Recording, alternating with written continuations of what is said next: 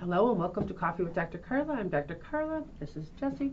We are so glad that you are here with us today, and hopefully today we can, bring up some different mental health topics and start to end the stigma surrounding them. So a big buzzword in and out of my office is codependency. I would say the large majority of my clients who bring it up understand the real basic surface level of it, but when they try to apply or assess their life, they miss the mark. Yeah. Right? Yeah. Yeah. So I think that, one of the things to really understand about codependency and, because as somebody who works in addictions and, the term quality of life comes up a lot for me because that's what's important, just for me personally as a clinician, like let's improve overall quality of life. And one of the things that, so the link between codependency and addiction is very strong. Mm-hmm. And it's because of that need for chaos. There's always chaos everywhere, and what's fun for some people, they don't realize that they're doing is they have all this internal chaos and they can ignore it by bringing in external chaos in their relationships, and they can be constantly so fixated on that it allows them to not feel what they're feeling, right. not address their own issues, because I got to worry about this mess, and he's getting into trouble, and she's doing this, and we're fighting, and we're great. It allows you to live externally. So it's so interesting because thinking about it, I think I knew that information, but for whatever reason, just hearing you say that now, it's like a giant light bulb. All of a sudden, I'm like, oh yeah, that explains it. Oh yeah, I got that. Right. So, but chaos, yeah. I mean, Yes. what a concept. So. Right. I mean, if nothing else, if people even think that there's a codependency issue or not, or whatever the case may be, reflect on the chaos. Chaos is a hallmark of codependent right. So relationships. it's it's a hallmark. Check that out. And yes. So if your life is constantly chaotic, and then maybe we might be talking about codependency. So but that's a nice little. Can almost be done here now and go. But that's a beautiful tidbit, right? Yeah. It just clarified. Like I said, I know I knew that information, but right. just whatever it was about the way you just said it, that chaos piece really hit home, and so that's awesome. Well, and so we had talked previously in another conversation about how, let's say heavy drinking might get normalized to somebody, and they don't even know that it's heavy drinking because it's normalized to them. Somebody who grows up in chaos doesn't even know that they're operating in chaos. Arrests are normal. Domestic violence is normal. Restraining orders in court, to your average person who does not struggle with codependency, did not grow up around that, that stuff would going to jail for the night because you fought with somebody, that would be mortifying. It would be traumatizing. And this is hey man, it's Tuesday. Right. You're so used to it. But I would caution that just because you've never gone to jail or no one in your house has sure. ever gone to jail, sure. that doesn't mean that chaos cannot be sure. there, because chaos shows up in all sorts of forms. Yes, it does. And just because you have chaos doesn't mean that you're codependent either. No, so, right. These so, are just examples of chaos that might be present. But definitely something to keep in mind, right? Yes. Yeah, for sure. Because chaos can come in a lot of forms, and it can come in, some of the other things that are important to understand, maybe as identifying, what is really a problematic codependent relationship versus maybe one that's just, you got some people with some unhealthy patterns who butt up against each other sometimes, or don't always handle their feelings well, sure. whatever. That's a normal. Emotional regulation's not a thing. Correct. Right. I mean, I think about our house. Chaos is trying to get 4 little boys dressing out of the house within 17 hours. Sometimes getting one little boy out of the house is chaos, Right? For sure. Right. So does that automatically mean we're codependent? No. Not based off of that, but I'm sure if we start looking at some other things, maybe we might be. But but the fact that it's like herding cats to get them out of the house for Sure. school and stuff like that. No, that's And not. and Yeah. that and to like so to that like that's to be expected, right? When you're dealing with small children, they're chaotic beings. Their energy is chaotic. Like that's what you're going to deal with.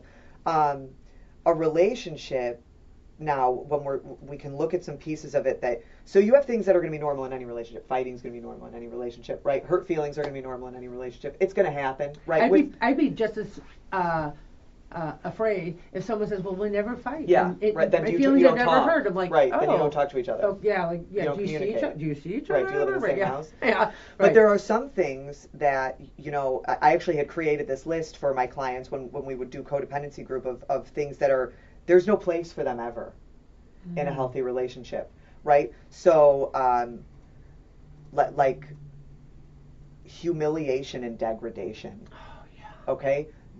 Name me one appropriate time that it's reasonable and acceptable to shame, humiliate, degrade, emasculate, whatever the situation might be, So true. to do that to somebody, and then now we have relationships where that gets done to somebody regularly, Right. on a daily basis. That's just how they. There's Yeah. zero time that it's acceptable, and to this person it happens once a week, once a day, whatever. It's a common occurrence, Right. right? Walking on eggshells, having somebody who is unpredictable and explosive, you don't know what you're going to expect out of them. That's not in the realm of healthy, manageable anything.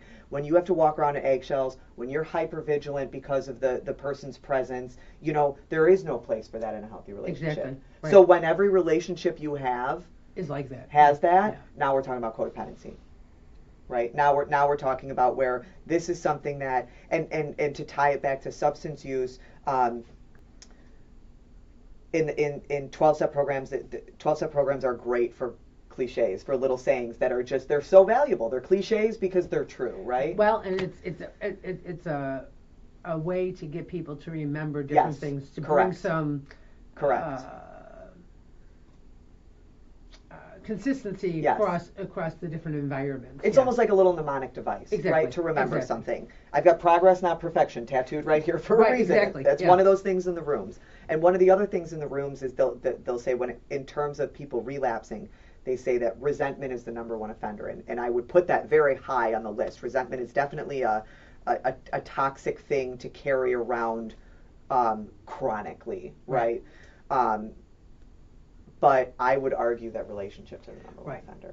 Yeah, and if you get down to like a Brene Brown definition of resentment, a lot of people think it's just about being angry, but really it's about this perceived injustice Yeah. or something being unfair, Yes. right? And so, and again, that it does tie in with relationships Yes. because it could be Yes. the government that you're seeing as unfair, or maybe it's that Yes. your partner's being unfair. And the Yeah. way that plays out in codependent and more toxic relationships, resentment leads to scorekeeping, Oh yes. right? So so they get to hang on to that time, someone got cheated on, and they go, all right, I'll forgive you, but every time this person forgets to take the garbage out, they're like, well, remember when you cheated on me? And it's like, okay, well, I thought, you know what I mean? So Right. it's like I get to justify my behavior towards you because remember when you did this to me, and then nothing ever gets solved. No. Everything, all these patterns continue.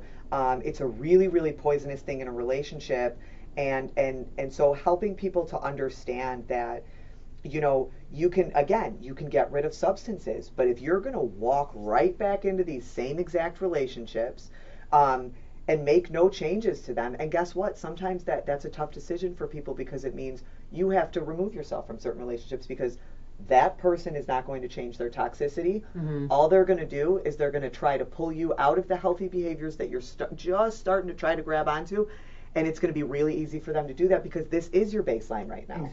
Exactly.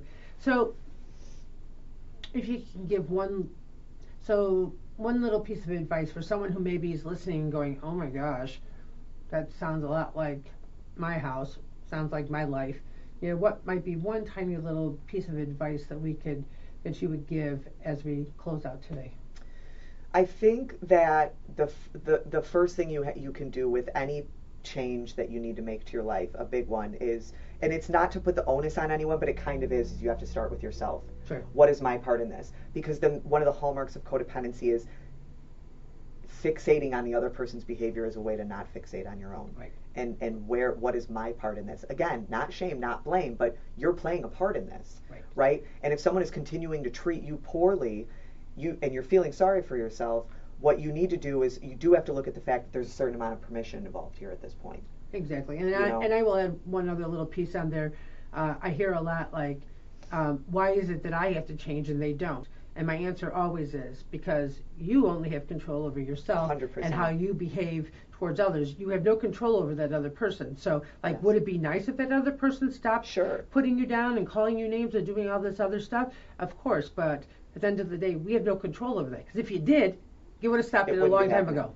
Correct. Right, exactly. Correct. So yeah, I also would recommend that if any of these things resonate with you, reach out and get help. If you're not already in therapy, find a therapist, because this is not something that you can really tackle well by yourself. No. So remember to change your thoughts, discover your potential, and transform your life by focusing on your overall well-being. So until next time, continue working on being the best you possible. Bye. Bye-bye.